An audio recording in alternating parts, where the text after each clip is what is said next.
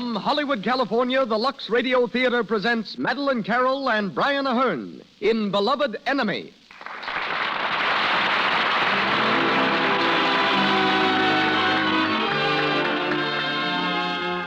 Lux presents Hollywood. The makers of Lux Toilet Soap appreciate the loyalty that you have shown for this fine beauty care. Loyalty which enables them to bring you the Lux Radio Theatre every Monday night. This evening, you will hear Brian Ahern, Madeline Carroll, C. Aubrey Smith, and Donald Crisp. As guests, Ted Lesser, head of Paramount's talent department, and Walter Hoffman, creator of special battle effects you see in films. Our music is directed by Louis Silvers.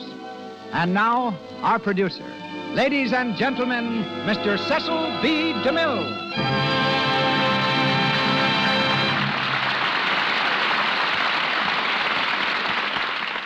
Greetings from Hollywood, ladies and gentlemen. Tonight, across the vast dominion of Canada, countless families are enjoying the Lux Radio Theatre for the first time. For tonight, 26 stations of the Canadian Broadcasting Corporation have joined our great network. We're indeed happy to welcome these new stations and their listeners. We sincerely trust that every one of our new friends will enjoy these Monday evenings in the Lux Radio Theatre. A great many years ago in England, the wife of a Birmingham architect, agreeing with friends that it would be very nice for their city to have an amateur theatrical group, became the chief organizer of the Birmingham Repertoire Company. The good woman's enterprise later launched two of her fellow townsmen toward the pinnacles of international stardom. One was her son, Brian. The other was Madeline Carroll. When Madeline was attending the University of Birmingham, where her father was a professor, she was offered a contract by the Repertoire Company. To please her father, the offer was forgotten, and Madeline became a schoolteacher. But it was that unsigned contract that later inspired her with the determination to become an actress. You heard Brian Ahern here only a few weeks ago, but when Samuel Goldwyn gave us permission to bring Beloved Enemy to the air, we persuaded Brian to interrupt his work and be with us again tonight. We were equally fortunate to secure Madeline, for she returned to Hollywood only recently from abroad. Madeline's presence here is something of an anniversary. Those of you who were listening in at this time last December will recall her brilliant performance for us in Cavalcade, presented exactly 1 year ago. Tonight, she becomes Helen Athley, and Mr. Ahern is Dennis Riordan. Two great character actors will be heard in leading roles, C. Aubrey Smith as Lord Athley, and Donald Crisp as Burke. Mr. Smith's current film is Prisoner of Zenda. And Mr. Smith's current film is Prisoner of Zenda. Mr. Crisp is next seen in Jezebel. And now, the Lux Radio Theatre salutes the new year with Beloved Enemy, starring Brian Ahern and Madeline Carroll with C. Aubrey Smith and Donald Crisp.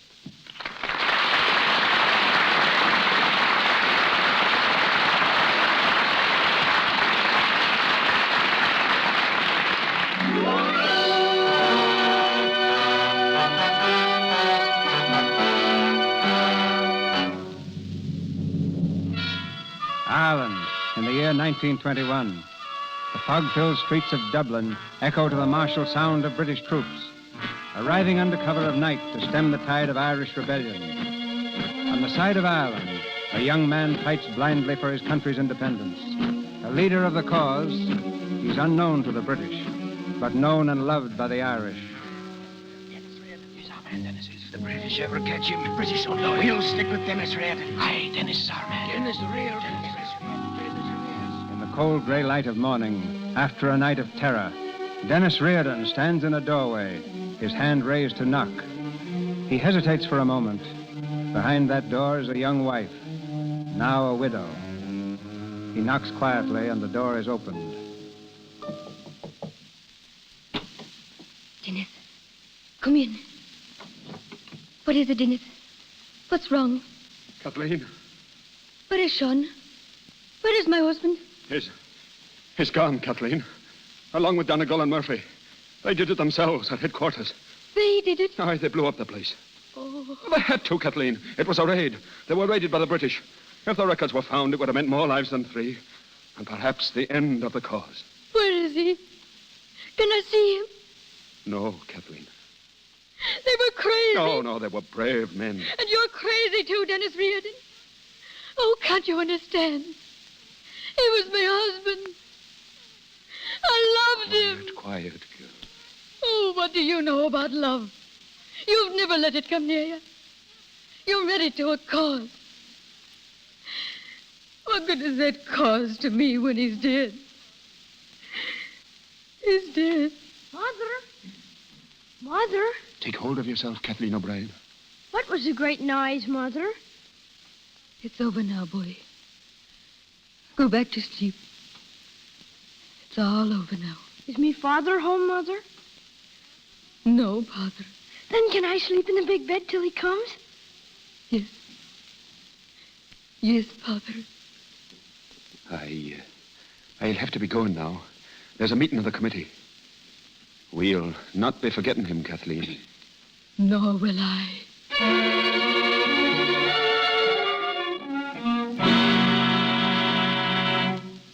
Bombs. That's what it takes, gentlemen. Bombs talk loud and long. Tomorrow night, Lord Athley will be here from London. I vote we make a demonstration that will blow his lordship from the face of the earth and rock the very foundations of Ireland. It would, that, Mr. Burke, and that's why we'll not do it. And who's to pay for the loss of O'Brien and his boys? For 400 years, Ireland has been paying for the mistakes our forefathers made. The kind of mistake we must not make tomorrow. We are not a handful of conspirators meeting in a dark room, but the government of a free people. Remember that. It is not for us to make war on the diplomatic representative of another government. Lord Athley comes with clean hands, and we'll receive him with clean hands. I agree with Dennis. We'd be buying trouble and shame if we blow up an innocent man. And who's to say he's innocent? The decision's been made, Burke. And who made it? As Chief of Staff, I made it, and it stands. Lord Athley and his daughter will arrive tomorrow in peace, and I'll be there to see to it. You'll be there with 10,000 pounds on your head? Are you mad, Dennis? I'm not so mad as to think there's any good will come of wanton murder. On Lord Athley's boat, however, there is also a shipment of munitions. Munitions, is it? Then we'll blow the... No, Burke, control yourself. Jerry, what plans have you made for them? Our little reception at the North Wall. Now, I figured this. A cat backs out of the alley and rams the foot...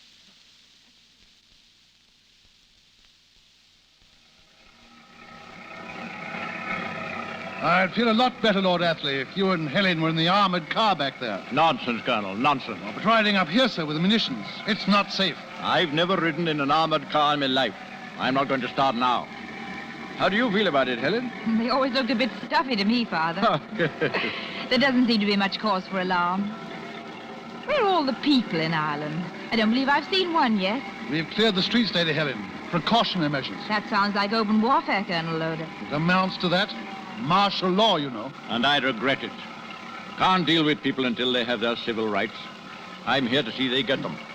Ireland and England. One nation and one people. Divided by a strip of water and the hatreds that men build. Nonsense, nonsense. All one empire. Driver. Yes, sir. Watch out for that cart. In the alley there. Watch out!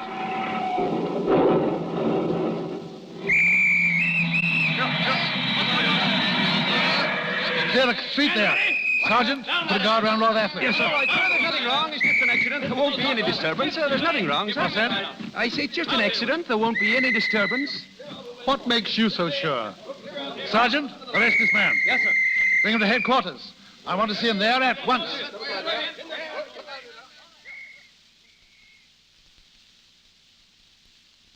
there you have it, Lord Athley. May have been an accident. Then again, you never know. Armored cars may be stuffy, but they're safe. My apologies, Colonel Loder. Our apologies, Colonel Loder. Here's the prisoner, sir. Bring him in. Go on. Stand over there. What's your name? Dennis Riordan. What? You're taking a dangerous name, young man. The best is none too good for me. Did you find anything on him, Sergeant? Just these letters. Let No me see. arms, sir. Thomas Casey, medical student. Well, Mr. Casey, what were you doing back there? Well, I was riding my pusher. And, Pusher? A bicycle, my lord. Go on. Well, I was riding my pusher, peaceful as you please, when all of a sudden I heard a crash, brakes screaming and cars stopping, so I stopped. And then, would you believe it, I was whisked into a lorry, pusher and all, brought up here and asked what I was doing back there. You see, Lord Athley, you can't get a thing out of them. I'll let him go. All right, outside. Go on. Go on home. Oh, wait. Don't you think you ought to give him back his pusher? Oh, thank you, miss. All right, give it back to him, Sergeant. Yes, sir. Thank you, miss. That's very kind of you.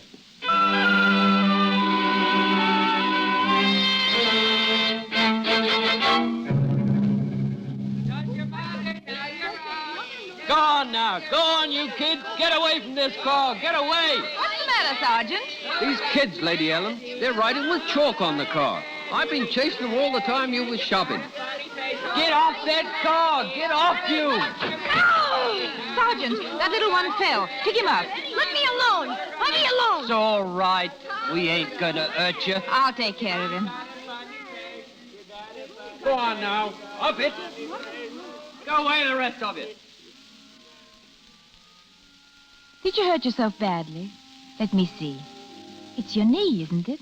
Don't you touch me. I was a Red Cross nurse once, and even the other side didn't mind when we helped. Let me see. Yes, it's just a wrench.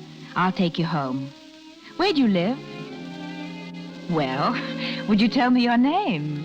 My name is Father O'Brien. I hate you. You hate me? Why? I suppose you have a reason. My father's dead because of you. Because of me? Well, because of your people anyway. Oh, I'm sorry. You're quite a soldier for all your size. Are you sure you don't want to cry? Grown-up men do sometimes. It helps. Go on. Go ahead, Father.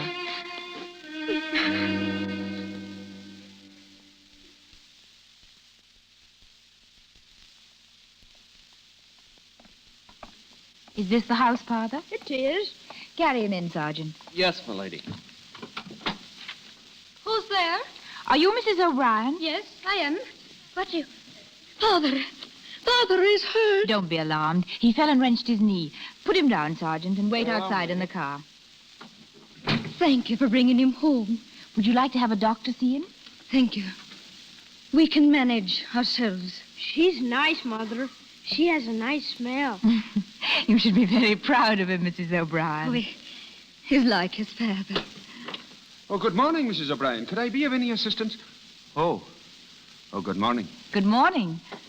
They told me that Father was hurt. Have you called a doctor, Kathleen?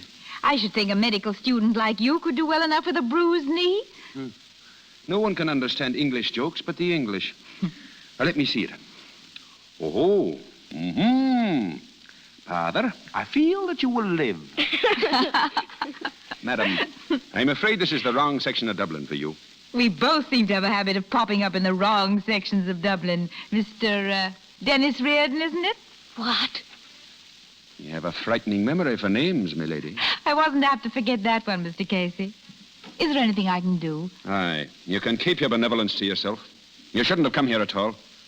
I brought Father home because he was hurt. Of course you think it was all a trick to get into this house so that I could spy on Father's family for my father. We especially hate little children whose fathers have just been killed. If you would try to understand us... I do understand you. You hate nothing and you love nothing. You live in your stuffy heads where no feeling ever enters. You people think you can kill us and still be our friends. It's an amazing kind of people you are, with ice in your hearts. Now go. If you mean I'm not an unreasoning maniac like yourself, I'm glad I'm not. I came here because I wanted to help these people. But you wouldn't understand that because you're blind. Oh, calm yourself, Lady Helen. Fighting until you're all dead. You needn't be so hot about it. Well, I imagine that's the first time in history that the Irish had to ask the English to calm down. What is it, Sergeant? Beg pardon, my lady, but there's a crowd collecting around the car outside. I'll have to hurry to a garage or I won't get there at all. Oh. May I wait here, Mrs. O'Brien? You may. Thank you, my lady. A crowd, is it? Kathleen, will you let Lady Helen take your bicycle? Yes? It's in the alley. Can you ride a bicycle, Lady Helen? Yes. Must I? Well, we don't like crowds in front of our houses. I'll show you your road. Will you come this way?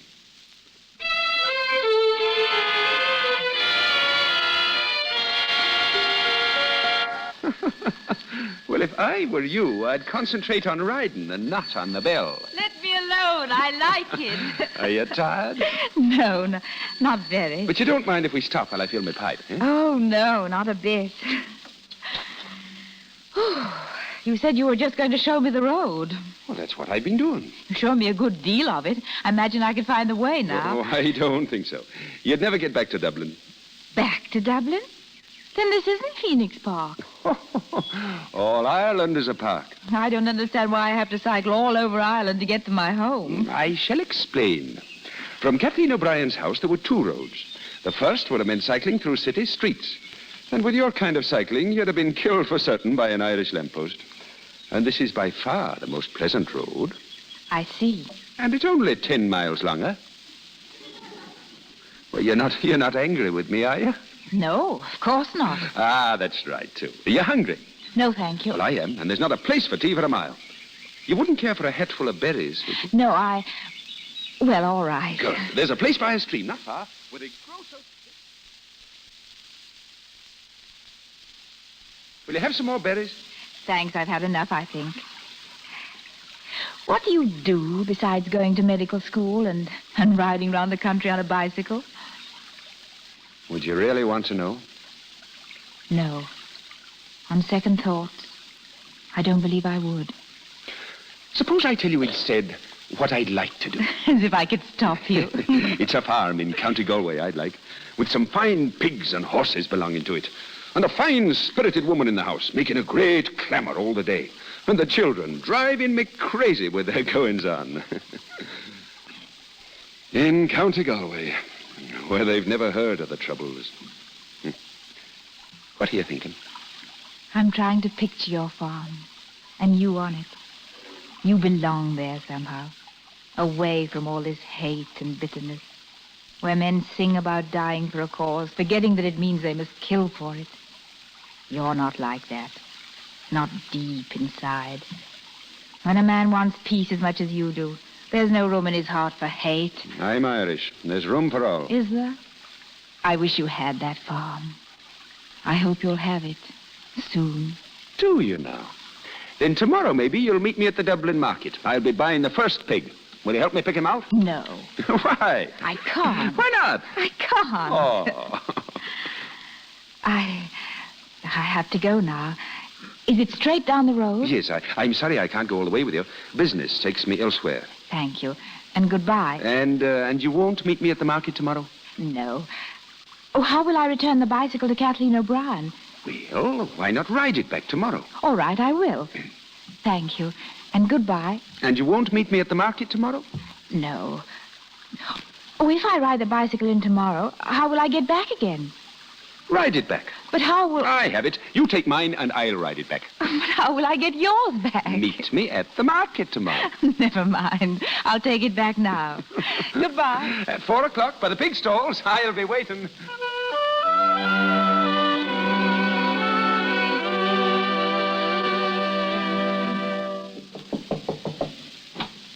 Hello? Father, are you up and around already? How's your leg? Oh, 'tis fine. Look, I brought you something. A present? Oh, thank you. But, I don't know if I should take it from an Englishwoman. Oh, that's all right. We're all friends now. Look, Father, tell your mother I brought back her bicycle. I had a lovely ride with With who? Well, I don't know what you call him. I call him Dennis Riordan. Oh, but Mother says we're never to call him that anymore. What? Never. She says we're not to call him by his right name. Then we won't. We won't, Father.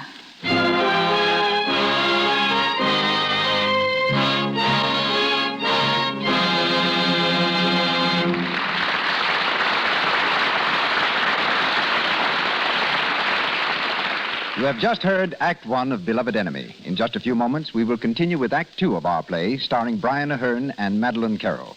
But now it's intermission time in the Lux Radio Theatre. While we're waiting for Act Two, we want you to listen in on Betty, who just got home from her job as a salesgirl in a popular Hollywood department store. Child, you look all in. Was it a bad day? Oh, you know, Mom, what the first week after Christmas is. Nobody ever guesses right about anybody else's size.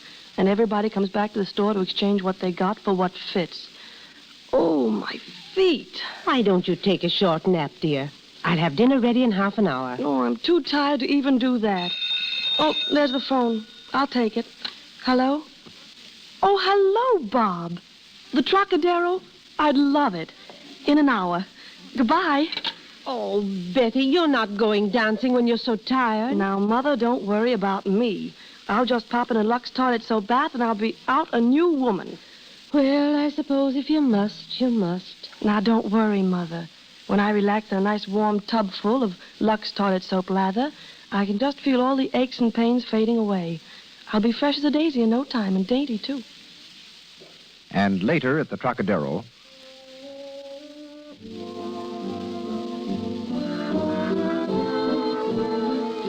look, Bob, there's Joan Blondell. Isn't she gorgeous? You're gorgeous enough for me. Oh, gee, Betty, you're swell to dance with. You're always so fresh and lovely, and your skin is so sweet. yes, and smart girls all over the country follow Betty's example. But now, let's return to our producer, our stars, and play. Mr. DeMille? We continue with Beloved Enemy, starring Brian Aherne and Madeline Carroll, with C. Aubrey Smith and Donald Crisp.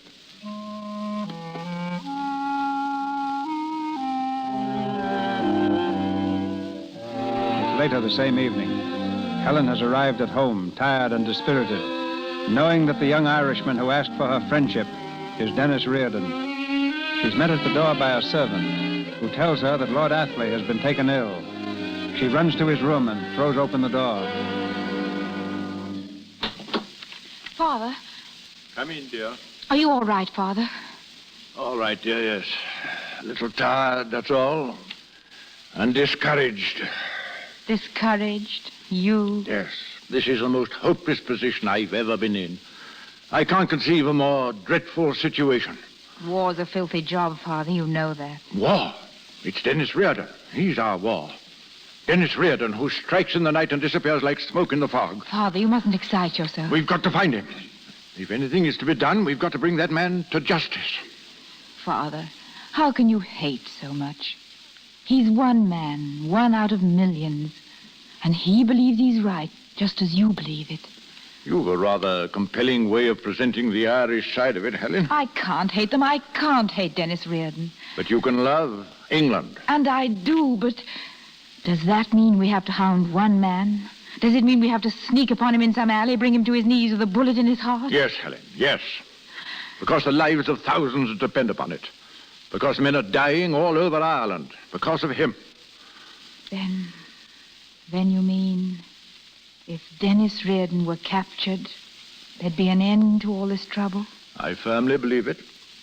Men would go back to their homes, back to their wives and children. Love of England, love for people, it demands things of you, doesn't it? Helen. Father, I think I know where Dennis Riordan will be tomorrow.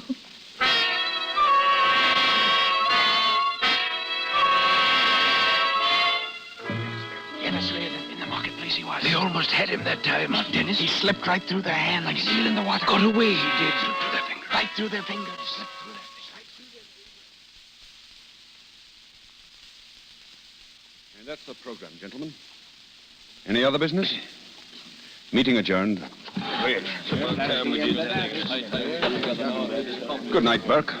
Dennis, how can you find time to be ambling about Gregory Street Market? You have a great responsibility, Dennis. You should be more careful. Good night to you.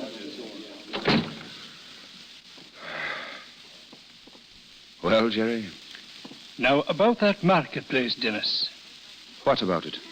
I wonder if you were wondering what I'm wondering. What is it, Jerry?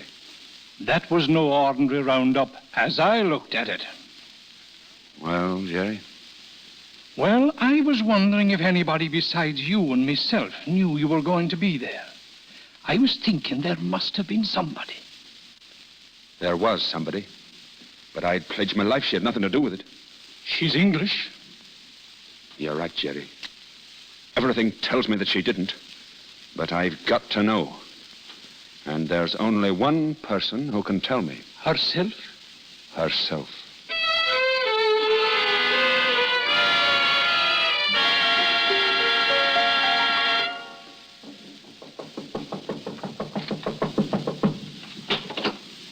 Well? Oh, is Mr. Casey here? Come in, miss. Lady here to see you, Mr. Casey. All right, Jerry. Wait downstairs. All right. I didn't think you'd come. I shouldn't have come, but I had to. I got your note. Oh, I'm glad to see you here, Lady Helen. Are you? Well, you don't seem very glad about being here. No, I can't pretend to be. If you hadn't written that note, I should never have seen you again. Why not? I know you're Dennis Riordan. Ah. Father told me without knowing it. That's how they knew you'd be at the market. Through me.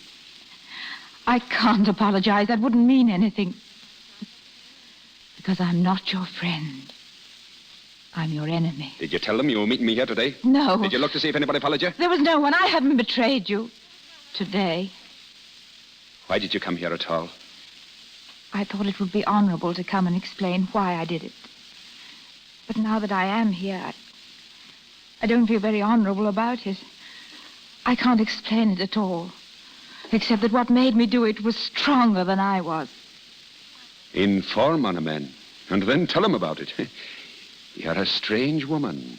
Please, try not to hate me. Oh, it's not you I hate. It's everything outside this room. All the things that have done this. No, don't go. I must. Because even if you don't hate me, what I did proves that we could never be friends. That we must never see each other again. You know that now, don't you? Yes.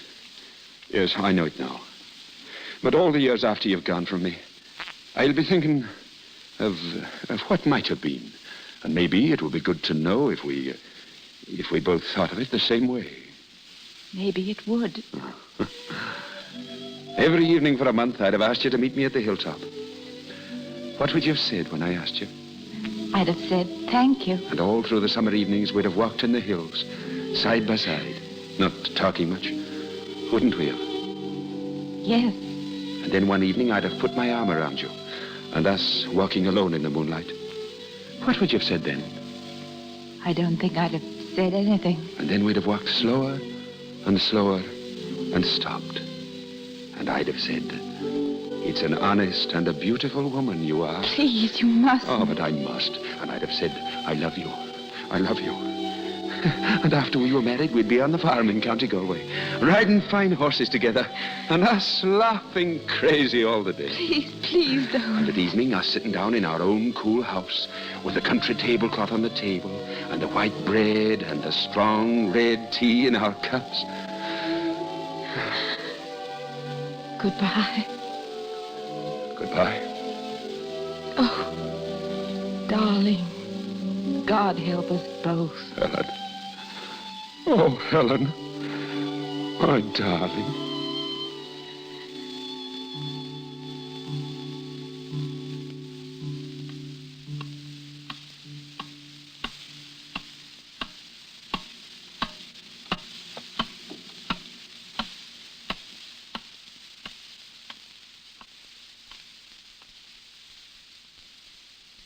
Don't stand near the window, Dennis. It's not a street in Dublin anymore. It doesn't look like any street in the world. Come here. There isn't any Ireland or England. There isn't any world outside this room. Aye. That's what I was feeling, too.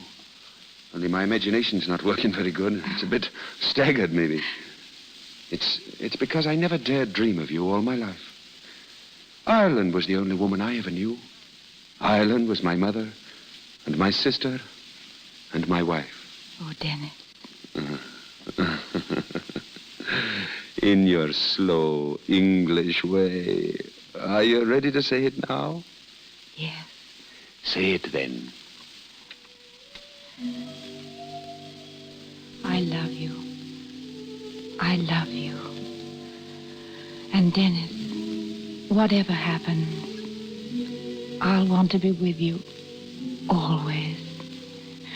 When peace comes... When peace comes, aye.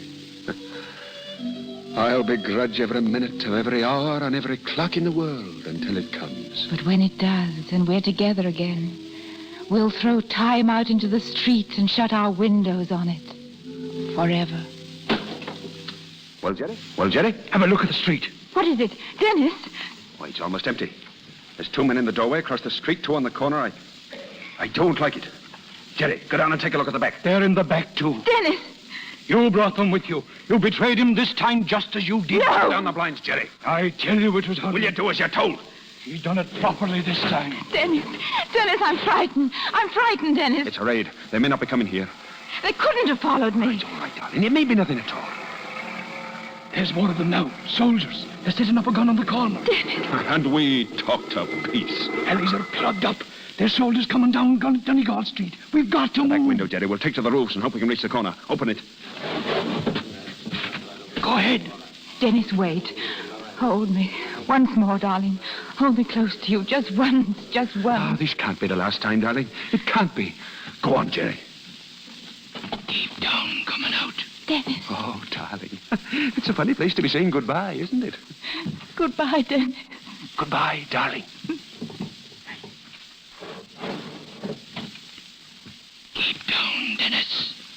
They're all over the street. They'll be waiting for us at every corner. Look out! We'll never make it. We'll run into them at every turn. No, we won't. Do you see that chimney? The big one over there? Yes. Well, when I give the word, make a break for it. We can climb down it and hang on the inside. Can you do it? I can. You ready then? Now!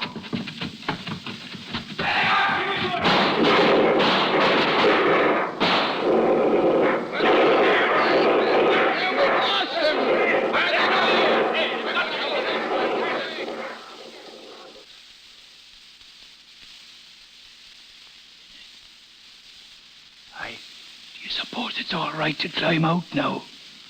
Aye. Oh, I'm that stiff in my joints.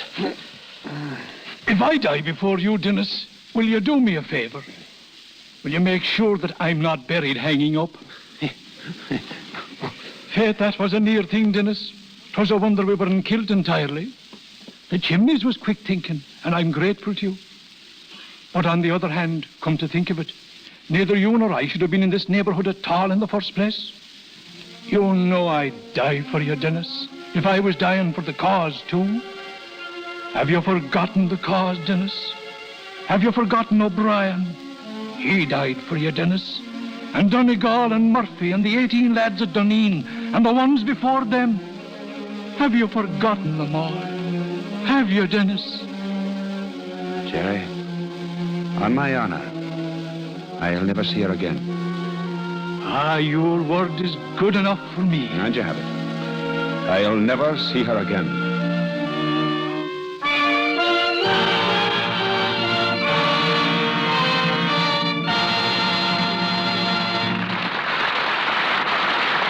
We pause for station identification. This is the Columbia Broadcasting System.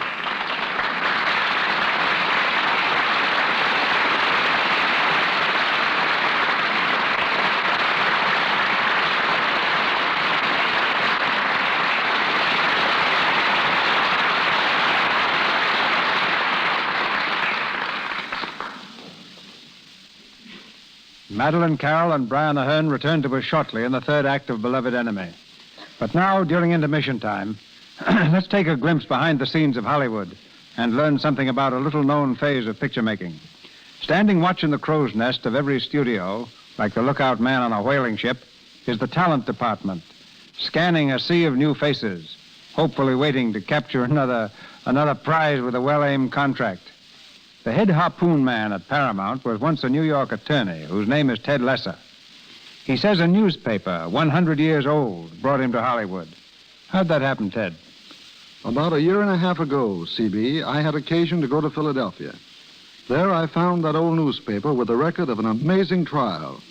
It gave me an idea for a story. Very shortly thereafter, I met William LeBaron, head of production for Paramount. He agreed it would make a great picture and suggested that I write it. I called it Souls at Sea. Writers have turned from stories to executive positions in every branch of the industry. In fact, many years ago, Bill LeBaron, whom you just mentioned, used to write vaudeville acts with me for Jesse Lasky. So I suppose you went from writer to head of the talent department. Huh? Correct. And when I told Mr. Zucker that among my legal clients had been Jack Benny, Burns and Allen, the Easy Aces, George Jessel, Fred Allen, and a number of other radio favorites, he suggested that I find some more favorites for Paramount. But this is the first time I've ever been asked to talk about it on the air. You picked the right program. You bet. It didn't take me long to discover that Lux and Talent had been keeping company in Hollywood for a long time. Talent knows the importance of a fine complexion, and Lux toilet soap knows how to protect it. Now, apart from appearance, Ted, just what do you look for in a newcomer? Well, a certain amount of individuality, always coupled with determination. As soon as they come to Paramount, we start them in our school, where they learn dramatics, voice, and dancing. If we're right, it doesn't take long before our young cubs show particular talent in one of these departments. A case in point is Olymp Bradner. Olymp came to us as a dancer, but her ability as a dramatic actress so far outshone her dancing that we cast her opposite George Raft in Souls at Sea. Well, two things are certain every Friday at Paramount. Fish on the menu and your weekly auditions. Yes, they're both institutions. The purpose of the auditions being to acquaint producers and directors with the merits of new talent. We present the boys and girls we've selected from all sorts of sources. Radio, vaudeville, stock companies, little theaters, and some plain home folk who are brought to our attention. Our producers have been most generous about giving these young players opportunities. And you, CB, your willingness to give a newcomer a chance is proverbial in Hollywood. For example, 3 weeks ago, you gave a little girl named Jane Dewey a chance to appear in our auditions, with the result that she'll have a role in the forthcoming picture. Proving that all producers and directors are on the alert for new personalities. And by the way, that was a very interesting couple we heard last Friday. Quite a combination, weren't they? Particularly when you know their history. The girl, Terry Ray, was discovered serving sandwiches at one of our local drive-in restaurants. The young man who played the love scene with her is, on the lot, Michael Brooke. At home in England, he is the Earl of Warwick, who got his first acting chance in The Buccaneer. A democratic place, Hollywood, where a little waitress plays a scene with a British peer, each hoping to get a part in a picture. Thank you, CB. Thank you, Ted.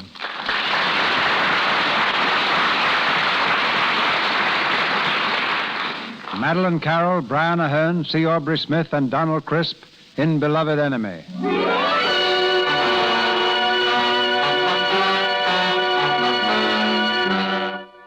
Despairing of peace in Ireland, Lord Athley's returning to England with a recommendation for drastic military action. The boat plows heavily through Dublin Bay. At the rail, Helen sadly watches the lights of the city disappearing in the fog. Her father comes from his cabin and stands beside her. There's a long silence. Then he takes her hand in his. Helen, dear, you mustn't take it like this. I want you to know that my decision to return home had nothing to do with you, with your friendship for Dennis Riordan. Although I can't pretend that the whole incident hasn't been a shocking nightmare to me. It's quite beyond my understanding. There's no need for you to understand it now. You mean by that it won't happen again? Yes. Good. Best of us go off the track now and then.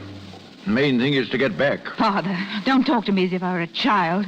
I've done nothing I regret. Nothing compared to what you've done. Helen. Maybe I did go off the track. But at worst, it was only a matter of wrecking myself. With you, it's wrecking 4 million people. Helen, what are you talking about? You came to Ireland to make peace. And now you're going back with a recommendation of war. Drastic military measures, you said. Bullets in their bodies and grenades in their faces. Is that a way to stop bloodshed? You've tried it for years and failed. Why can't you try something else? Helen, control yourself. You're not talking sense. Is it sense to think you can mow down the young men of 2 countries, theirs and ours too, and not leave a hatred that will last 1,000 years? It's you who have gone mad, not I. Why can't you treat them as human beings? War. Can't you see what it will mean? Can't you see? Helen. Helen.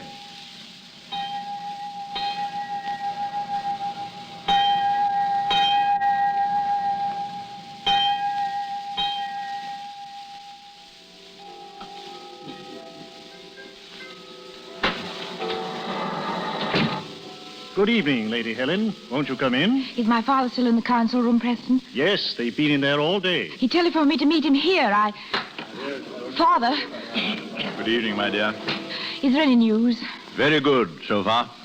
The Commission has agreed to talk it over with the Irish delegates. You've done it. That's wonderful. Now, don't be too optimistic, my dear. It'll only be a temporary truce. Nothing may come of it. We've merely guaranteed them a safe conduct if they'll come here for conferences. But they must. If they do come, we'll have a reception for them at the house. Our house? Yes? He'll be with them, Helen. Dennis Riordan. I shall hold you to your promise. The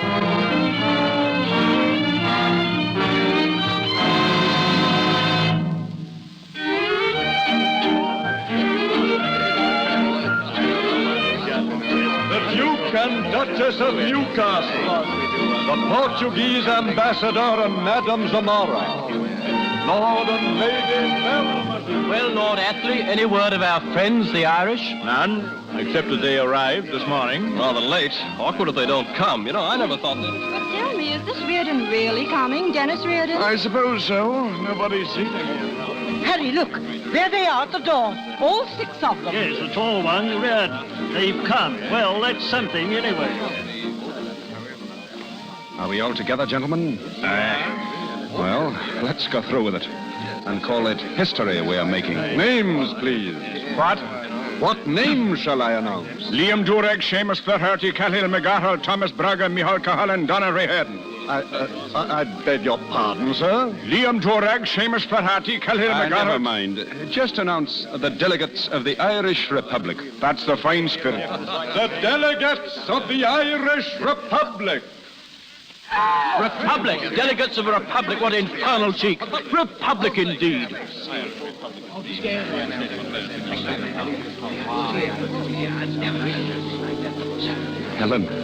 Helen, dear. Don't look at me. Pretend you're watching the crowd. Welcome to England, Dennis. Ah, you're so beautiful. Oh, darling, if I could just touch your hand. Darling, if only you could. We can't see each other alone. I gave my oath. I had to do something like that, too. Do you want me to leave? No, please. Oh, it's torture, seeing you like this. It's better than not seeing you at all. Darling, what things in your life happened in this room? Over there's where I played the harp when I was 14, in a pink dress. And in that room? My mother's sitting room. I used to say my prayers in there before she died. Then, for 10 years, I never went into it once. Till now. And do you pray there now? For peace? And for you. I pray there for you. Oh, Dennis. Riordan. Aye? We've made our appearance here and they've all had a chance to stare at us. I'm thinking if we're having a meeting tomorrow, it's time to go home. Very well. Good night, Lady Helen. Good night, Mr. Burke. Good night, Lady Helen. Good night, Mr. Riordan. And in our efforts to find a satisfactory arrangement, I claim the Irish delegates are reaching for the moon. The moon, is it? We ask for a republic and you tell us it's the moon.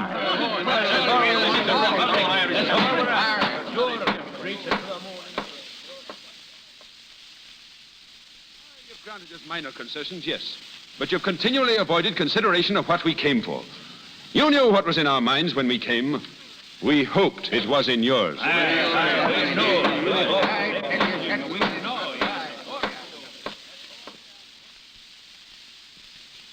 the face of this deadlock, I urge the leniency of our friends and beg the continuation of this conference tomorrow. I can hold out little hope that anything further can be accomplished. But before we all take an irrevocable step, we consent to one more meeting.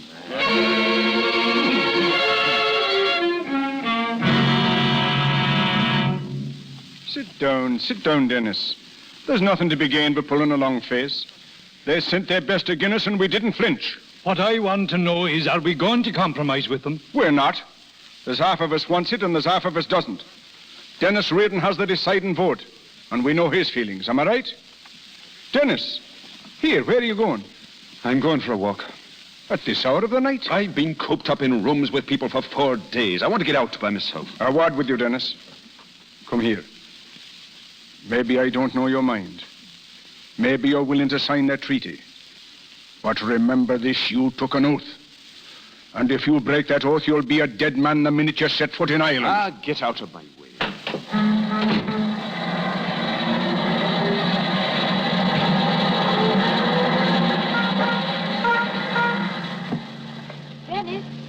Dennis! What are you doing here? I've been looking for you. The clerk of the hotel said you'd gone out, across the bridge. You shouldn't have come, Helen. I had to speak to you. I was afraid to call. But I've sworn not to see you. And I've sworn too. But why shouldn't we? We're two small people in a very large world. They can't begrudge us this. Dennis, what's going to happen tomorrow? Are you going to accept England's terms? It's war if you don't. I know. It's my vote that will decide it. Yours? Then vote for peace, Dennis. Vote to sign the treaty. And lose half of what we've asked for? Don't think of the loss. Think of the half you've gained. I can't forget the lads who've died. Remember those who want to live. One of us must be big enough to compromise. Don't you see that? Dennis, sign the treaty. You don't know what you're asking, Helen. I've sworn to support my people. I'm only saying what your people would say if they could. It's a hopeless argument. You're talking in a teacup. I'm talking like a human being. Remember what you said. That you'd begrudge every minute of every hour on every clock in the world until peace comes. Well, it's here. Peace is here, Dennis, if you'll just say the word. Don't let me alone, Helen. Dennis. Oh, darling. Oh, forgive me. All of this means so little. We're nothing, you and I. It's the right of a whole people to live and to be happy. Help them, Dennis. Help them. Good night, Dennis. Good night, my darling.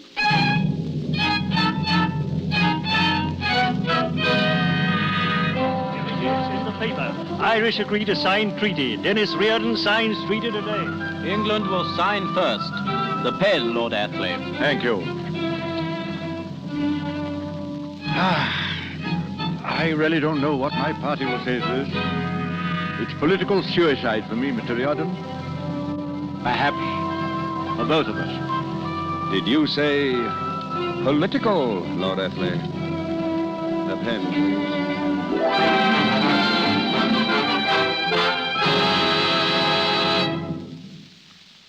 Then he stood up in the meeting. It's peace that Ireland wants, he said. We'll take the treaty home with us tonight. And then he signed? I've come to respect that man, Helen. The bravest man I've ever known. Heaven help him. Father, what's wrong? When he signed the treaty, he admitted he was signing his own death warrant. Death warrant? He's going home to great danger. No. The fanatics of his own party, Burke perhaps, they'll turn against him as a traitor. They can't do that. He's not a traitor. He only wanted peace. Father, you've got to help him. How can I, Helen? What can I do? Then I'll help him. I'll tell them why he did it. I'll see the leaders of his party myself. Helen! Let me alone. I'm going to Ireland. I'm going to Dennis.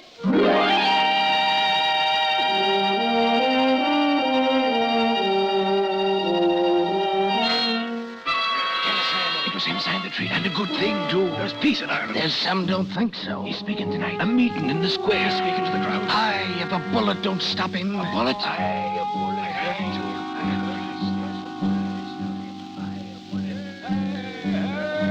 Go on, Dennis! Friends, there's little more to say.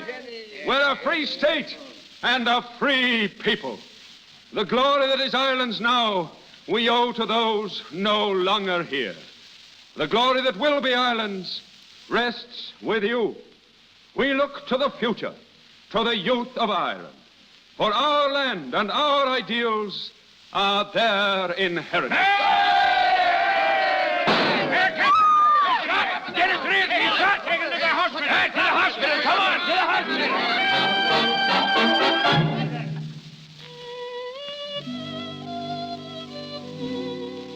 Dennis. Oh, I'm glad you're here. Now shut your eyes and be very quiet. It's such a little time to see you.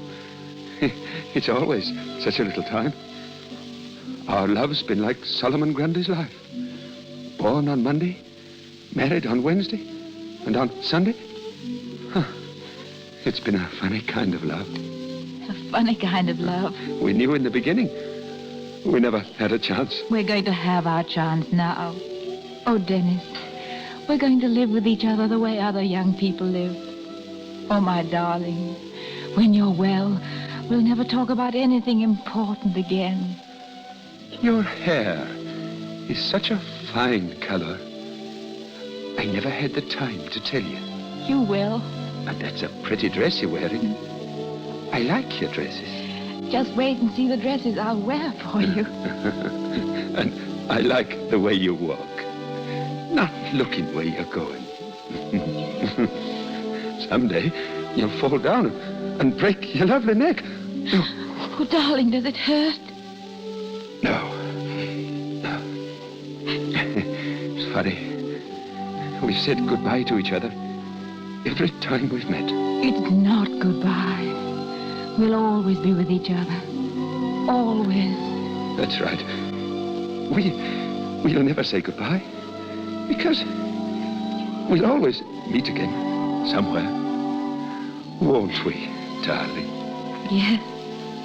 We'll never say goodbye. We'll always be together. Somewhere.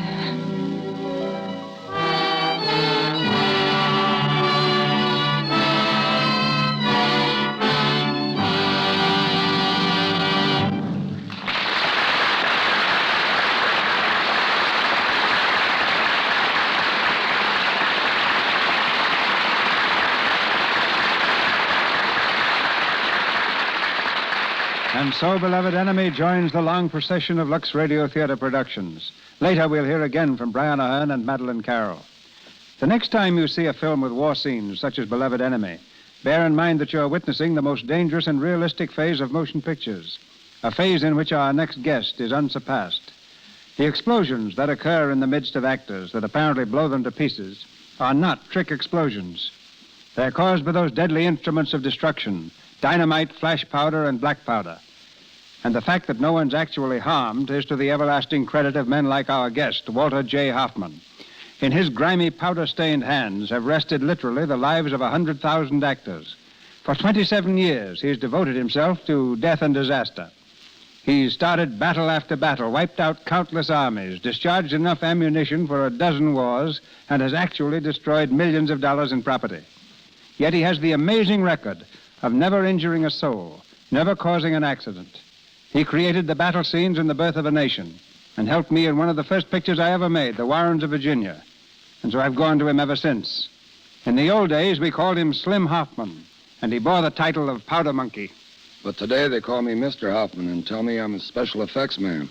Well, apart from the safety of our actors, which is always the first consideration in our minds, we've also learned to depend on you, Slim, to do a technically perfect job the first time. Retakes in your line could easily cost us hundreds of thousands of dollars. Yes, once a building or a battlefield is blown up, it usually stays blown up. There's not much you can do about it. To show how great an expense is involved, suppose you tell our audience what a good battle scene will cost. Well, here's an idea of the amount of money I blew up in All Quiet on the Western Front. 61 tons of dynamite at $340 a ton, 20 tons of gunpowder at $800 a ton, and 16 tons of smoke powder at $2,000 a ton. And that doesn't begin to show the value of what those explosives blew up. When you get orders to prepare a battlefield for battle, how do you go about the big blowout or blow-up? I do exactly what I did for you in the Buccaneer. You told me how many long shots you wanted and how many close-ups. And then I planted the charges of explosives accordingly. Well, the fact that several times you see Frederick March actually shaken by the concussions of explosions near him is evidence of how effectively you planted them. Also, the fact that we blew a boat containing 8 men several feet out of water without scratching a man. I suppose we can thank the accuracy of the instrument on which you play your symphonies of destruction, the switchboard that sets off the explosions. The switchboard resembles a keyboard of a piano, and each charge buried in the ground is connected by a wire to the switchboard and set off by electricity. Each individual switch must be thrown exactly the right second. If I throw it too late or too soon, some actor who is charging in that direction will be blown to pieces by the concussion. Yet if they carry out instructions, actors can stand within a few feet of a terrific charge of explosives and not harm so much as the crease of their uniforms. How's that possible, Slim? It's all in the way the explosion is planted or buried. If I want to charge a burst to the right of an actor, I'll plant the powder in a wedge-shaped hole The side of the hole nearest the actor will go straight in the ground.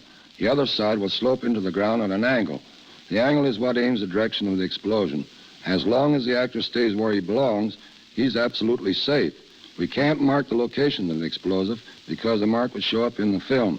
This means that sometimes I have to memorize the exact locations of as many as 20 different explosions, knowing that a mistake in timing or location will mean death. I guess that's why I take my work pretty seriously. Thank you. Thank you, Slim, for a bang-up performance. And now, Brian Ahern and Madeline Carroll.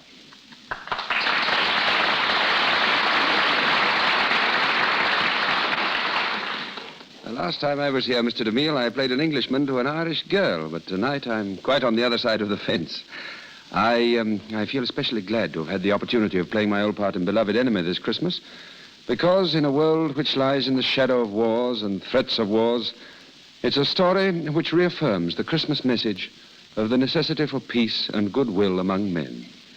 I would like to wish you, Mr. DeMille, and everybody in the Lux Radio Theatre tonight, and all those who may be listening in, a very happy New Year. Thank you, Brian. And now, after 4 months abroad, Miss Carroll, you should have a lot to tell us. Before I do that, I want to say that while it's been just 1 year since I was here last, I haven't forgotten this program or the product behind it, Lux Toilet Soap.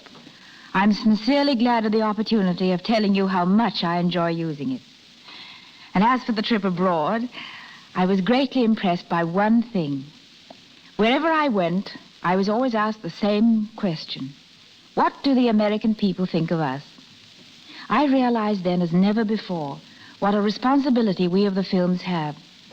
In our small way, we can be ambassadors of goodwill, not only for Hollywood, but for America.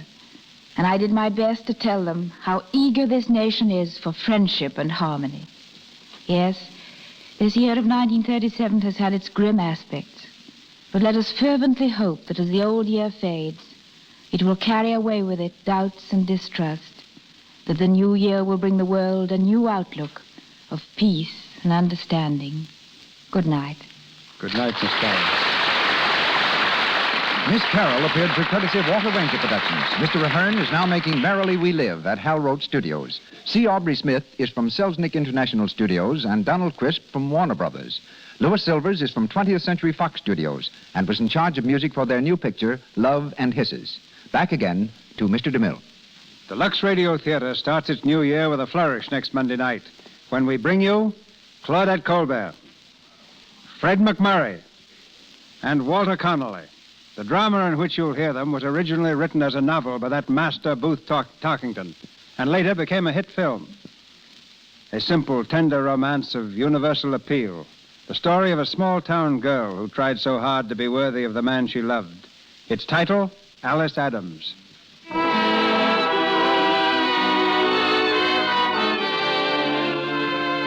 Our sponsors, the makers of Lux Toilet Soap, join me in inviting you to be with us again next Monday night when the Lux Radio Theatre presents Claudette Colbert and Fred McMurray in Alice Adams with Walter Connolly. They join me also in saying thanks to you for your support of their products, which enabled them to bring you this program throughout 1937. With your help, they'll make 1938 the greatest year in the history of the Lux Radio Theatre, a program dedicated to your entertainment.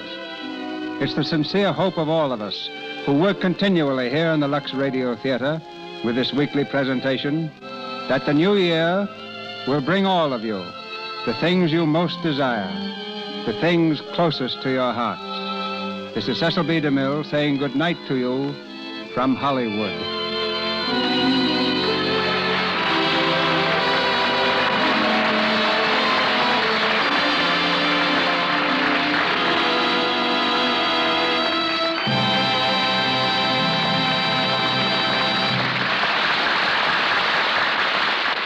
The musical selection, A Pretty Girl is Like a Melody, is from the Ziegfeld Follies of 1919. Your announcer's been Melville Ruick. This is the Columbia Broadcasting System.